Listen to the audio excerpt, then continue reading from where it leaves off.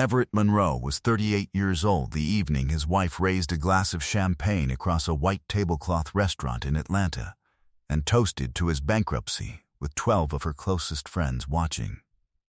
To look at him, you would not know anything was wrong. He sat at the far end of the table in the same plain dark blazer he had owned for 6 years. The one his wife had suggested he replaced twice, and that he had not replaced because it still fit and still worked, and he had never needed his jacket to announce him. He drove a gray sedan he had purchased used and maintained himself. His wife's friends referred to him, when they thought he was not listening, as Steady Everett, said with a particular inflection that meant they had mistaken steadiness for smallness. She had never corrected them. What Diane had told those friends over the previous 2 weeks was that Everett's consulting firm had collapsed, that he was drowning in debt, and that she had already spoken to a divorce attorney. She had said this with the practiced sadness of a woman who had decided to make herself the sympathetic figure before the story could be told any other way. She had worn that story like a costume. The dinner had been her idea. She had framed it as a birthday celebration for her closest friend. What it was, as Everett understood it, was a stage she had built to humiliate him in front of witnesses before she walked out. What none of those 12 people at that table understood was that Monroe Logistics Solutions had not collapsed. It had been quietly restructured under a second entity 9 months prior. The amount she believed he had lost was $290,000. The amount that was actually unreachable by her and any attorney she retained was considerably more than that. She would find out exactly how much more before the check arrived. Before we jump into the story, comment where in the world you are watching from and subscribe, because tomorrow's story is one you need to hear. The morning of the dinner, Everett was up before 6, as he was most mornings, sitting at the workbench in the garage with a cup of coffee going cold beside him, and a disassembled carburetor from his uncle's 1967 Chevy pickup spread across a clean cloth in front of him. He had been working on that truck for 2 years, not in any hurry, not treating it as a project with a deadline, but as something that deserved to be done correctly, and would therefore be done at whatever pace correctness required. He had sourced the proper replacement gaskets from a supplier in Tennessee rather than the easier substitutes a parts store would have handed him without argument, and he had rebuilt the fuel system by hand with the same care that had once made the truck worth saving. The garage smelled of motor oil and clean metal, and the early morning quiet that belonged to people who rose before their problems did. His father had been a mechanic in Macon, Georgia, a man who ran his own shop for 31 years and who could diagnose an engine problem by sound from across a parking lot. He had told Everett once, when Everett was 14 and helping on a Saturday, leaning over an open hood with a flashlight gripped in his teeth, that the worst thing a man could do with a problem was react before he understood it fully.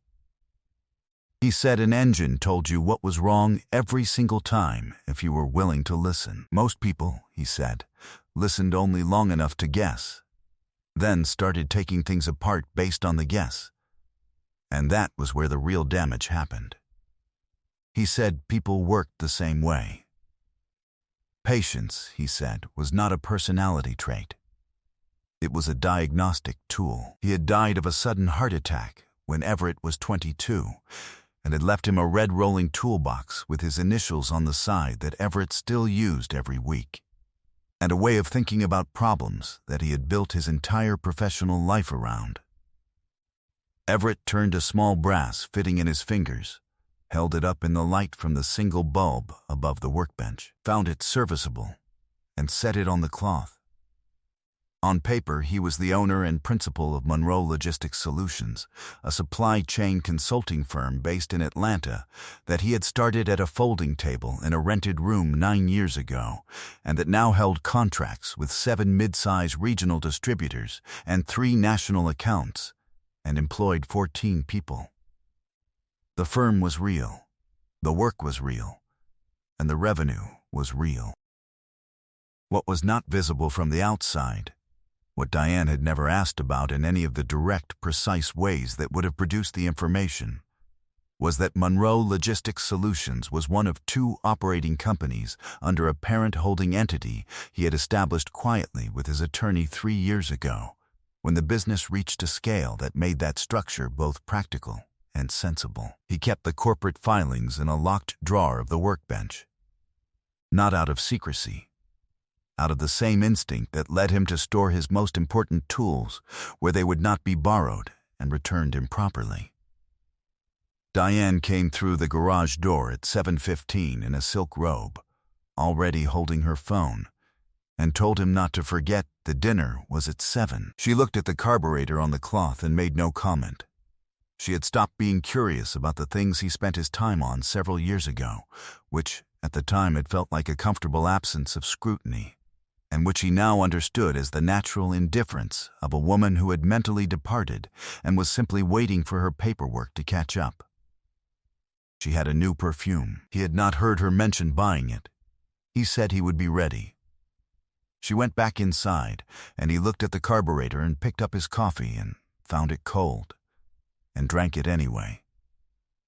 He had met Diane 7 years before the dinner, at a mutual friends gathering in Midtown Atlanta, in the specific way that changes a life without announcing itself as significant in the moment. She had been standing near the window of a high-floor apartment, holding a glass of red wine and talking about a community arts program she was involved with.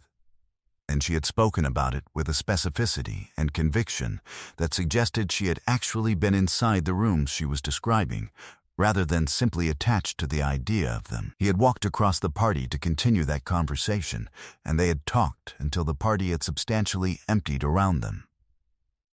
She was a marketing director at a mid-size firm, sharp and organized and funny in the dry way that Everett found more appealing than performance. And she had looked at him, in those early years, as though he was worth the attention she was giving him. He had believed that, and it had not been wrong to believe it then. What had changed was harder to identify than the moment of change itself. Something had gone quiet in her over the preceding 2 years, a different kind of quiet from the ease of a long partnership, more like the quiet of a person preparing for a departure who has stopped investing in the current location. He had noted it and chosen to understand it as stress, and then noted it again and chosen to understand it as a difficult patch at work, and then on the Wednesday, he found the business card from the family law firm he had stopped choosing explanations. He photographed the card, replaced it, and went about his day. It was face up. Either she had not noticed it there or she had left it there deliberately, and after 2 days of thinking about it, Everett had concluded that it did not matter which. The card told him what he needed to know regardless of how it had arrived. He photographed it, placed it back exactly as he had found it, and said nothing. His hands did not shake. Over the following 6 weeks, he paid the kind of quiet, methodical attention to his own household that he paid to his client operations. The kind that produces a comprehensive picture without alerting the subject that a picture is being assembled. He noted the phone calls taken in the backyard. He noted the credit card statements that arrived and were immediately carried upstairs. He noted, on a Thursday in November, that she had withdrawn $4,200 from the joint savings in a single transaction and offered no explanation, and he had not asked for one, because asking was not yet useful. He retained a private investigator named Harold Fitch on a Monday morning, a former state insurance examiner who dressed like an accountant and worked like one. Harold came back 12 days later with a typed report and a set of bank transaction records he had obtained through entirely proper channels, and a name. Damon Priestley, an event marketing consultant Diane had met at a professional conference in Charlotte the previous spring. The relationship had been ongoing for 5 months. Harold had documented 4 hotel stays, 2 of them charged to a credit card in Diane's name, 1 of them charged to an account Everett had not previously known existed. That was the piece that sharpened everything else. He went back through the prior year's financial records with the precision of a man auditing a supply chain, looking for the breaks in the flow, the points where material had gone missing from the manifest. What he found was not subtle once he was actually looking. 14 months of incremental transfers from their joint account, structured carefully to stay beneath any single threshold that would draw his notice, totaling $53,000. $53,000, moved with the patience and deliberateness of a woman who believed she was working on a timeline that belonged entirely to her. He moved with the same deliberate calm that defined all his actions. He opened a new folder and named it simply Peachtree. He made 2 calls that afternoon. The first was to his attorney, a woman named Claire Osai, who had incorporated his holding entity 3 years ago and who understood the full architecture of his financial life better than anyone alive. Claire picked up on the second ring, and after he had finished laying out what he knew, she was quiet for several seconds. Then she said, "Precisely. She doesn't know about the parent structure." He said she did not. Claire said they needed to meet, and that he should bring the full 12 months of joint account statements, and that they were going to be fine. Real power operated in quiet rooms. The second call was to his mother's brother, his Uncle Raymond, who lived in a stone front house in the West End and who had been the first person Everett had told when he started the business 9 years ago, and who had loaned him $8,000 against his own savings to help him get it off the ground.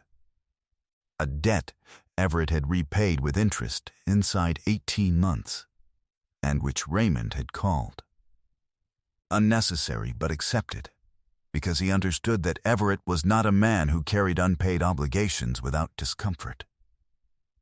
Raymond was 69, 40 years out of a union electrician career, and he had spent those 40 years watching men build things they were proud of and watching a different category of person try to take those things apart. He had a settled, weathered contempt for the second category that he rarely bothered to articulate, because it did not require articulation. Everett told him the shape of the situation plainly, without embellishment, the way he would brief a colleague. Raymond listened and was quiet for a moment, then said something that carried his mother's voice in the rhythm of it. The man who knows exactly what he has doesn't need to announce it. Let her think she's read the inventory. Everett said he understood. Raymond said he would come by Thursday for dinner, and they would not discuss it further until it was finished. Claire's office meeting the following Thursday was thorough and efficient. She had printed a single-page corporate structure diagram, the parent holding entity and its 2 operating subsidiaries shown in clear hierarchy, with the asset classification under Georgia law typed beside each node. She walked him through it with the calm authority of a person who had built this structure precisely for a moment like this one, and who took a certain professional satisfaction in watching well-designed architecture perform as designed. She confirmed that none of the assets held under the parent entity were reachable as marital property. She confirmed the prenuptial agreement was enforceable on every clause Diane's attorney had apparently told her was not. She confirmed the $53,000 in joint account withdrawals was documentable, recoverable, and would constitute a significant element of any dissipation filing. Then, she slid a single page across the desk and tapped it. It was a corporate summary printout, the kind that any competent opposing attorney doing asset discovery would locate within the first 10 days of a proper filing. She said she would be providing this to opposing counsel as part of standard disclosure, and that its contents would constitute what she called, in her measured professional language, a significant recalibration of the assumptions they appeared to be operating under. Everett picked up the page and read it and folded it and put it in the inside pocket of the dark blazer. He thanked her and paid her invoice and drove home and started dinner. He was performing normalcy. But there was no performance in it.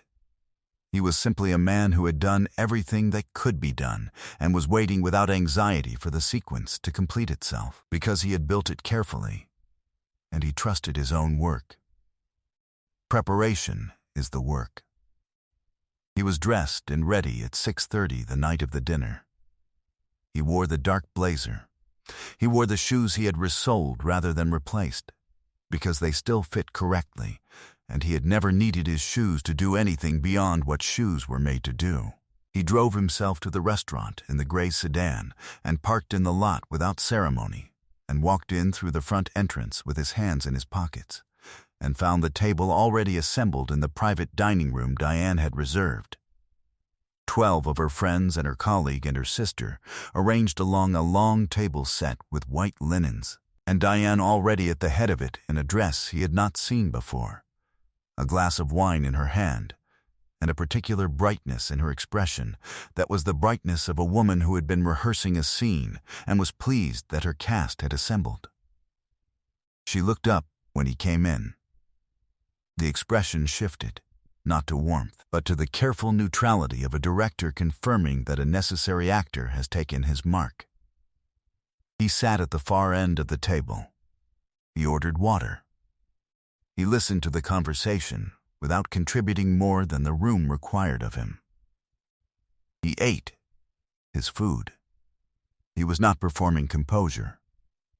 Composure was simply the natural state of a man who had no anxiety left in the situation, who had done the diagnostic work and understood the problem completely, and had already mapped the correction.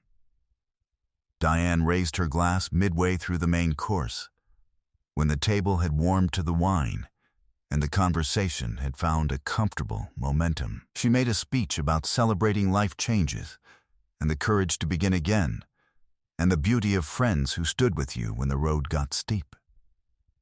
She said it in the practiced, luminous way of a woman who had delivered these sentences to herself in the mirror first. Several people at the table nodded with the serious agreement of people who believed they were witnessing a moment of honesty. Her sister touched her arm. Then Diane turned and looked at Everett and held his gaze, and said with the quiet deliberateness of a woman landing a prepared blow that she genuinely hoped he would find his footing. The table was silent for exactly 1 second. Then Claire Osei walked into the private dining room. She had come from a separate entrance, the one Everett had told the restaurant manager about when he made his own private reservation the week before for one additional chair at the far end of the table.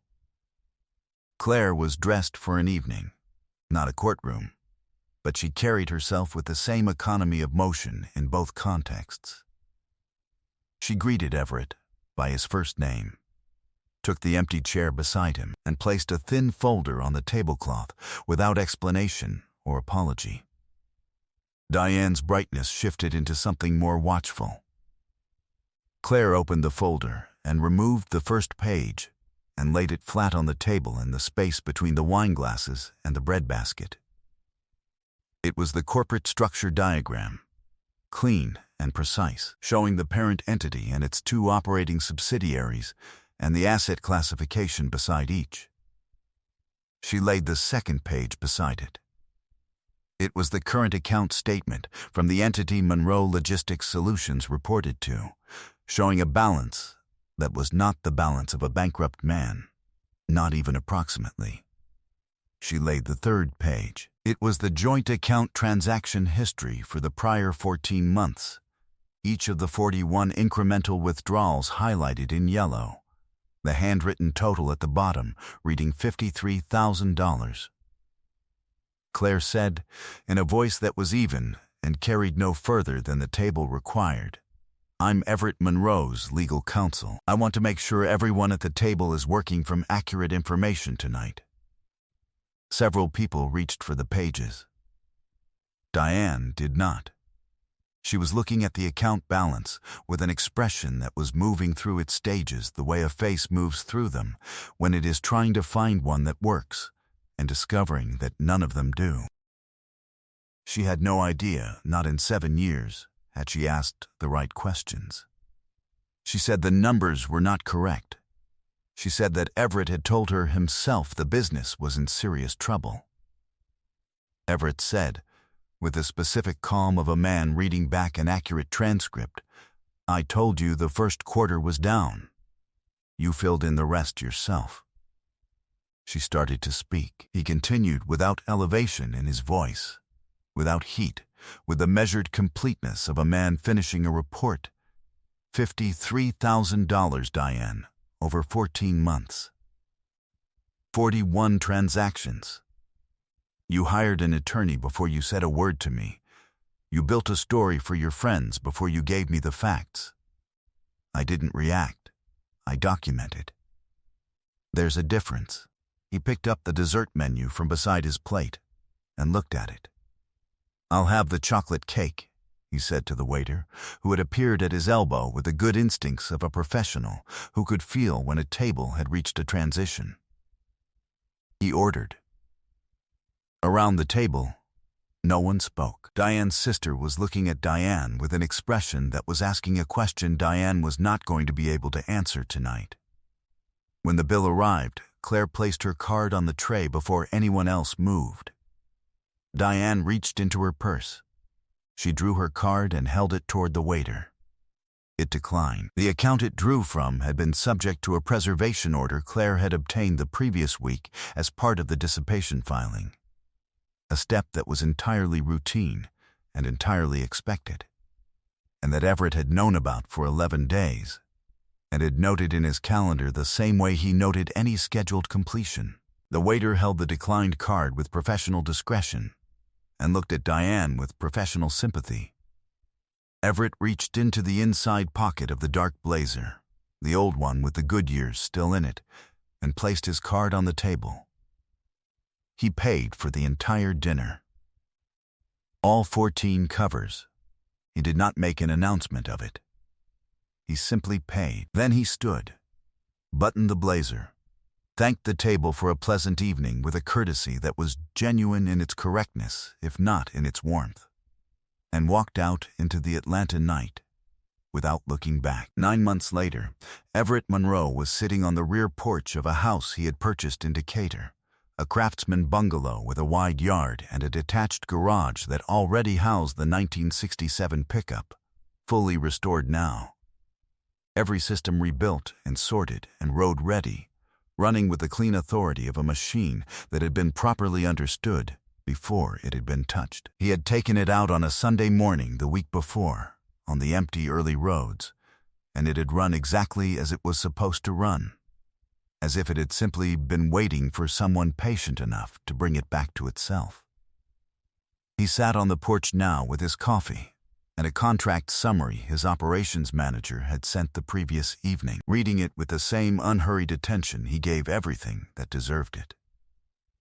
Monroe Logistics Solutions had grown by 4 new accounts over the prior year. The parent entity's combined revenue for the prior quarter had been the strongest in its operating history. He had a woman named Adrienne in his life now, a logistics attorney he had met at an industry conference in Birmingham, who had looked at his business structure within the first hour of knowing him and asked 3 questions that told him immediately she understood how things worked. She was clear-eyed and unhurried, and she had a laugh that was earned rather than given, and that quality alone told him everything he needed to know about her instincts. He had heard through a mutual contact that Diane's attorney had concluded their engagement after the restructuring documents surfaced, and the dissipation filing was entered. Diane had retained a second firm and ultimately settled on terms that reflected the prenuptial agreement Claire had described as fully enforceable, which it was. What she walked away with was what had always been hers, and nothing beyond it. Damon Priestley had, by all accounts, moved on to a different situation before the proceedings concluded. That tended to be the nature of arrangements built on the assumption of someone else's ruin. The sister had called Everett once, about a month after the dinner, and said that Diane had wanted her to reach out. Everett had listened politely and said he wished Diane well and meant it, in the specific, distant way that genuine indifference can sound like generosity. He set the contract summary down and looked at the yard, at the oak tree in the far corner that had been there long before the house, and would outlast it too. At the morning light moving across the grass in the slow and patient way of October. And he thought about his father leaning over an engine with a flashlight in his teeth, and about what he had said about reacting before you understand a problem, and about how that instruction had been the single most useful piece of professional and personal guidance he had ever received. He had not reacted. He had understood. He was solvent. He was settled. He was unbothered. Bitterness, he had learned, required ongoing emotional investment in people who no longer deserved it. He had better things to invest in. I hope you enjoyed that one. Be sure to like the video and subscribe so you don't miss the next story. I've picked out 2 more for you that I think you'll really like.